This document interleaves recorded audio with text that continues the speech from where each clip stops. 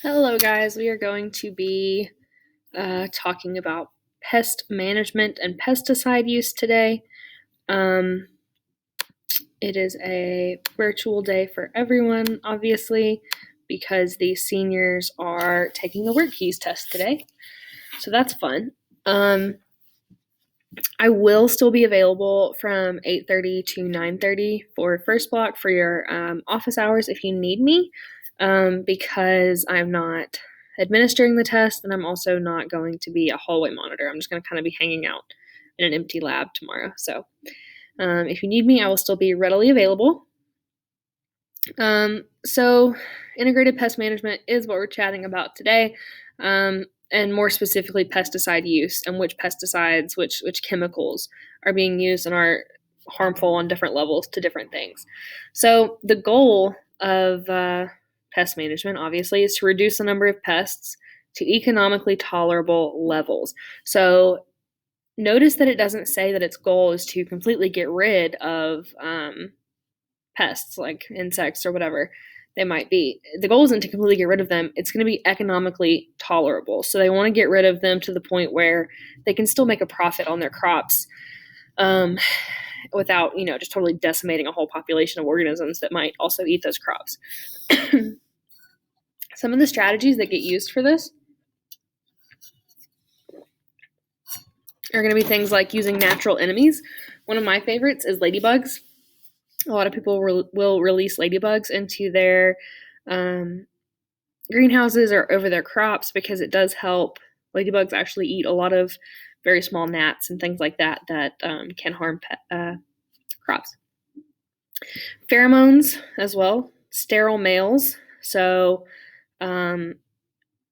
mating doesn't produce another generation. Limiting the use of narrow spectrum or natural pesticides. So integrated pest management is when you're kind of doing a little bit of both. You're trying to use natural ways first, sterile males, pheromones, natural enemies, and then only resort to pesticides when necessary. So the goal with integrated pest management is balancing sustainability, economics, integration, and practicality. And all of those things together should result in a really good balanced type of pest management. So some benefits of this approach are going to be that it's fairly easy, and it is going to result in an increase in beneficial species or beneficial insects and a decrease in pesticide resistance, which is a good thing. Obviously, it results in a healthier ecosystem because there's less pesticide use. And there are also public benefits. It's more cost effective and it's a good public image. Nowadays, people want to be able to say that they're pesticide free, fully organic, or whatever it might be. And so that does result in a really solid public image, and people like that. Something called the circle of poison. And this is a situation when pesticides are banned in industrialized countries, continue to be manufactured there, and then exported to developing countries, used in developing countries, and then exported back into industrialized countries as residue on food. So that's a little bit complicated, but basically there are certain pesticides that have been banned in the US. Can't use them here. But you can still develop them, like you can still develop them here in the US. And so we develop them here, and then they get exported to other countries, developing countries. They get used in those developing countries on crops that then get shipped back to the US for food, and so that residue is still on them. Circle of poison.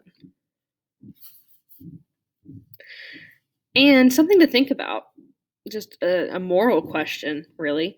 If a chemical is banned to use in America, then should it be wrong morally to export it somewhere else? If we say that it's wrong for this chemical to be used, it has negative impacts on humans, but then we still create it and we still send it to other countries, especially vulnerable developing countries.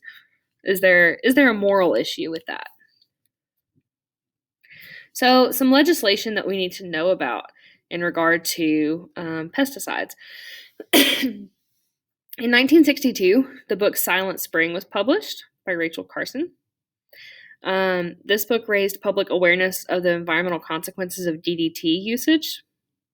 This played a huge role in environmental issues at the beginning of the modern environmental movement in the U.S. Very, very cool. Would recommend reading it.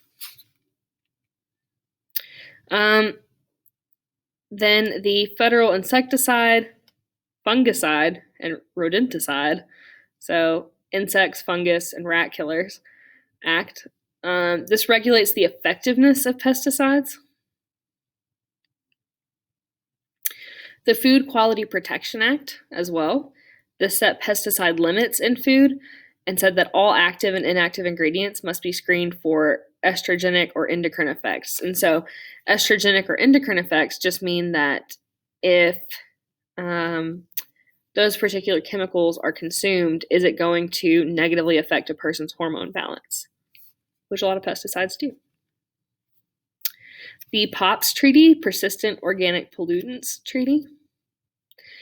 International treaty, so this is not just the U.S., but the rest of the world, and then was ratified by the U.S. in 2009. This was to phase out 12 organic persistent pollutants known as the Dirty Dozen, such as DDT and PCBs. And I don't know, we haven't talked much about what these are, but I believe we have a list here. So the Dirty Dozen, I don't plan on asking you to know all of these. I would definitely recommend looking into PCBs and DDT. DDT is a big one. If you remember, that is the last slide, I believe. If you remember, you might have heard about DDT because of it's DDT that causes eagle shells, eggshells, from eagles to be very, very thin. And so it's DDT that for a very long time was causing bald eagles to almost go extinct. And then we realized the cause and fixed that. So something to think about. DDT and PCBs are definitely two that we need to be aware of. Well, that is what I've got for you guys for today. Make sure that you have followed along with this with your student notes, which will be posted in the folder as well. And also make a point to look at the my lights just went off. Look at the checkpoint question that's posted for today as well. If you guys need anything, just email me. As always, I will be available today. And that is it. I hope you're having a wonderful week.